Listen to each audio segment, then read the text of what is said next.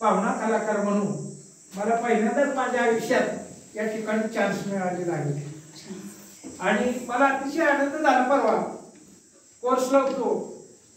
कोर्सला असल्यानंतर सरांचा फोन आला की बाबा सर असं असं आम्हाला करायचं आहे. 2 मिनिटं मी गोंधळून गेलो. पाहुणा कुणाला करते ती ज्याचं क्वालिफिकेशन चांगलं आहे, जो चांगला शिकलेला आहे, अशा लोकांना पाहुणं केलं जातं. माझं जर शिक्षण तुम्ही पाहिलं, माझ्या स्टाफचं शिक्षण आणि माझं स्वतःचं शिक्षण याच्यामध्ये जमीन आसमानचा फरक आहे. मी SSC DED वाला आणि माझ्या स्टाफमध्ये डबल ग्रॅज्युएट असणारी माणसं माझ्या शेजारी बसले.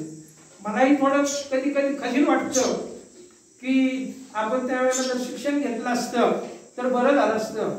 परंतु काळाच्या ओघामध्ये काय होतं की काही गोष्टी करायच्या राहून जातात, परंतु त्या गोष्टी तुमच्यापासून राहून जाऊ नयेत अशी अपेक्षा या ठिकाणी व्यक्त करतो. आणि या ठिकाणी Shri Janai Male social and education foundation Satara, new English school Jaygaon यांनी माझ्यावर जी जबाबदारी सोपवली ती जबाबदारी या ठिकाणी मी पार पाडतो आहे.